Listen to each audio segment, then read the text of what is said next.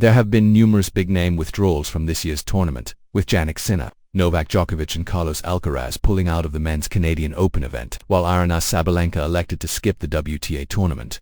This is not the only criticism that the event has received, with Frances Tiafoe calling the Canadian Open garbage for something that has changed this year, while Alexander Zverev has spoken about the conditions at the Canadian Open and has called them ridiculous now. Both tournament directors of the Canadian Open have answered these critics and revealed if they plan to make changes for the first time this year. The Canadian Open is taking place over 12 days, and will actually hold its finals on a Thursday, instead of the traditional Sunday. The Cincinnati Open is also taking place over 12 days this year, meaning that the Canadian Open has been brought forward.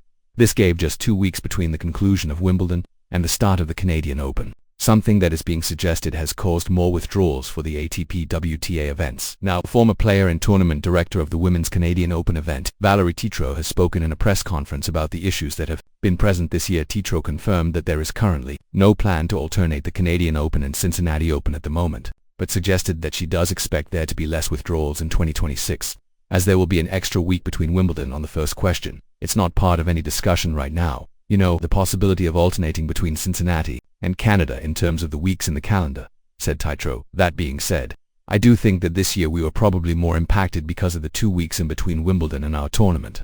The good news is that 2026 and 2027 will be what we call the long summer calendar, so we'll have an extra week. So there will be, again, 3 weeks in between Wimbledon and the National Bank Open. I do think that'll make a difference. I think it allows basically anyone who goes pretty deep at Wimbledon to still have somewhere close to a week to take some time off and recover before they can start thinking again about the hard court season. So I think, unfortunately, this year was clearly not ideal. I'm a little bit relieved that in Montreal we weren't too impacted.